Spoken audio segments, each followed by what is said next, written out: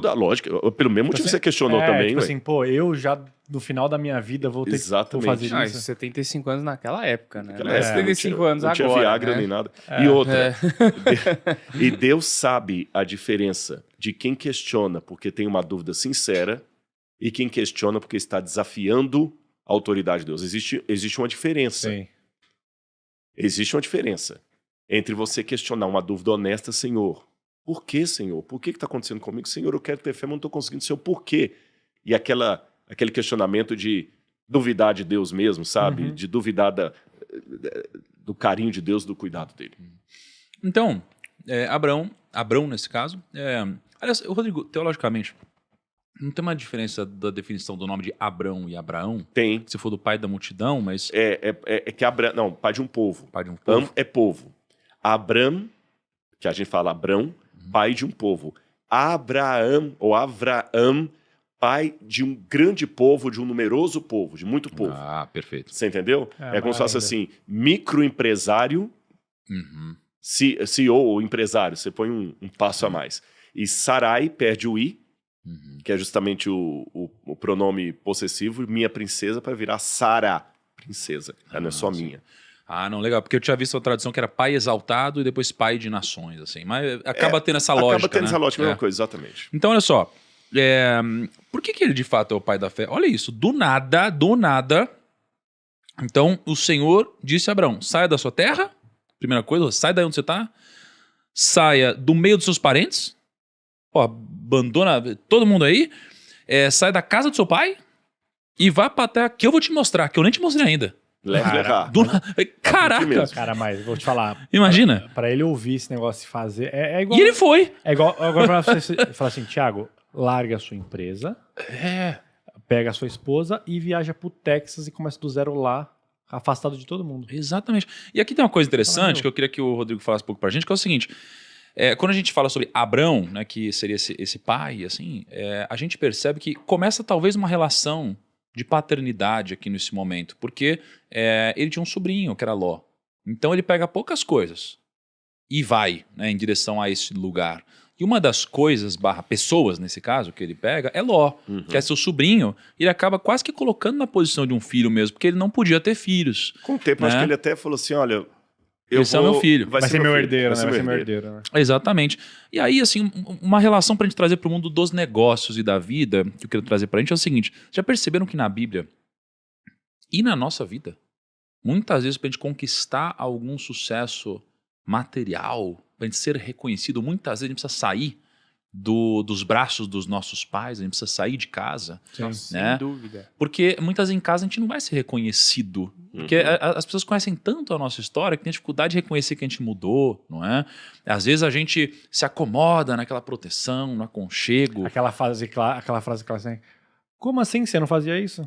Exato. Tipo, pra qualquer coisa, coisa boa, né? Você não arruma nem a cama. Ou aquela você não coisa lava que às vezes louça. o filho sai da casa dos pais, mas mora na rua dos pais, né? Aquela coisa assim que você fala assim, porra, meu, não mudou nada, né? E Abrão, ele precisou sair de lá mesmo, para poder dar início a essa grande missão dele. E a gente fez um podcast sobre José do Egito, que foi a mesma coisa. Ele saiu de casa para poder virar, né, o grande governador, administrador lá e tudo mais. Então, aqui ele foi chamado para sair de casa, para conquistar tudo isso, não é?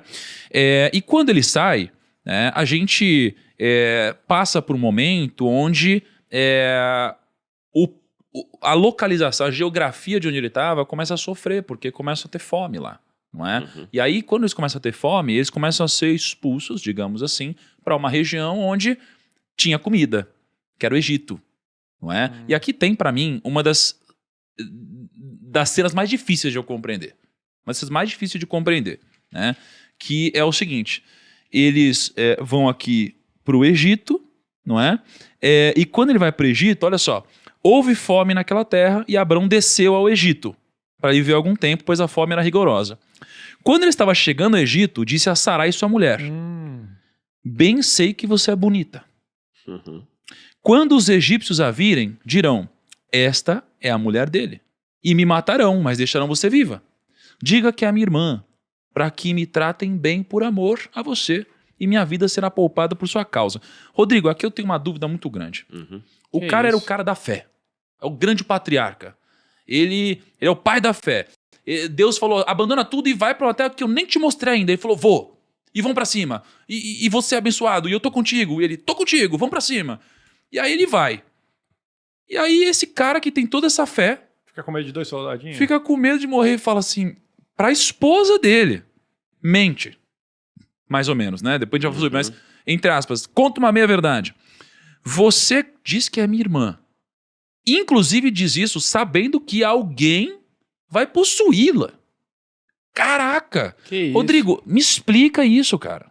Uhum. Por que alguém assim se submete a isso, sabendo o que vai acontecer com a esposa? Tem um método de estudo da história que eu sou fascinado por ele, chamado psicobiografia, que o pessoal não deve confundir com psicografia. Psicografia é aquela prática espírita kardecista de escrever carta de quem já morreu. Isso é psicografia. A psicobiografia é quando você dá as mãos para um psicólogo, para um analista, para um psiquiatra, e junto com as ferramentas da análise, você percebe o caráter, a personalidade, os atos de alguém do passado com base no que se pode saber dele. Então já fizeram trabalhos excelentes de psicobiografia, por exemplo, com Santos Dumont. Descobriram que Santos Dumont, quando suicidou, não foi nada de medo do avião na Segunda Guerra. Aquilo ali, na verdade, foi um problema de bipolaridade que Santos Dumont tinha, e o avião apenas desencadeou um problema lá atrás. Fizeram isso de Nero, fizeram sobre Herodes, muitas psicobiografias interessantes.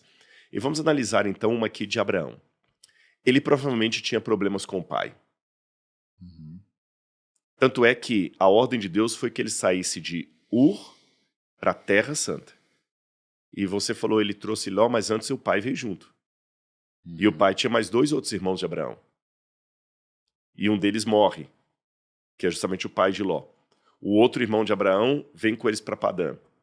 A gente fica imaginando qual seria a relação dele com o pai. Mesmo porque o nome de Terá significa estação. Pessoa parada, devagar. O filho deveria ser o oposto do pai, querendo crescer e o pai jogando para trás. Provavelmente Terá humilhava Abraão para os outros irmãos.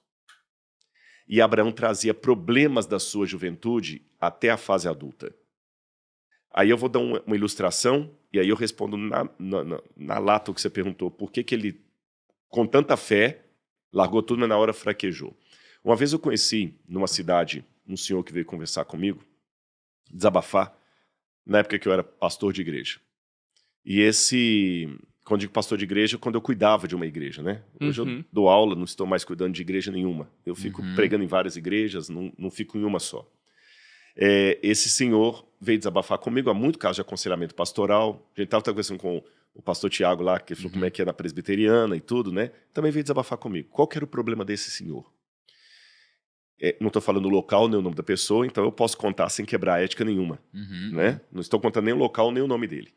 Ele estava com um problema de disfunção erétil. Ele não conseguia mais ter relações com a esposa. E ele estava angustiado porque o casamento já estava começando a ter problema, ele já tinha tomado remédio, já tinha ido tudo enquanto é médico, nada resolvia. E eu conversando com ele, antes de mandá-lo para o especialista, para um psicólogo, eu fiz uma pergunta básica que a gente sempre faz nessas terapias. Me fala da sua infância. Ele falou, da minha infância? Me fala da sua infância. Seu pai. O pai dele tinha sido um homem religioso muito duro. E quando criança, para resumir a história, um dia ele estava no banheiro, criancinha, manipulando o seu órgão genital. Criança tem uma fase da curiosidade que ela manipula, da coceira, ela tem um prazer ali, às vezes o prazer até anal. Acontece isso, quem é pai sabe disso. O pai chegou na porta, viu ele mexendo no pênis, deu-lhe uma bronca e falou, não faça isso é pecado, e aquela coisa, e parece que bateu nele. Ele tomou aquele susto com a repreensão do pai, mas não aconteceu nada demais na vida dele. Nada.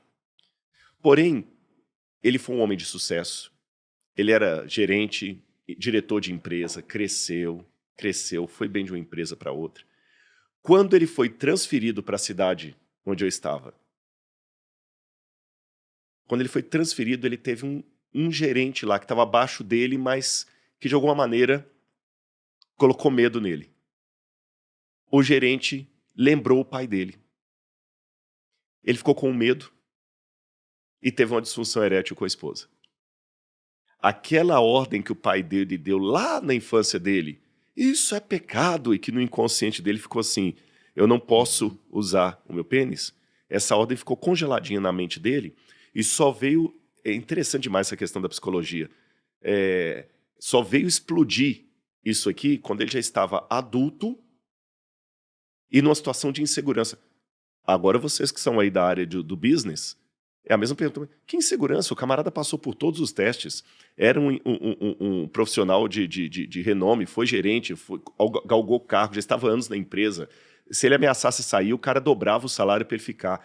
Mas aquele problema da infância, quando ele estava diante de um subalterno que lembrou o pai dele no inconsciente, ele tomou um susto tão grande com aquela mudança, um medo, que ele teve uma disfunção erétil. É assim que o inconsciente trabalha. Abraão, com certeza, tinha alguma coisa da infância dele que não estava bem resolvida e passou apenas adormecido durante toda a sua vida.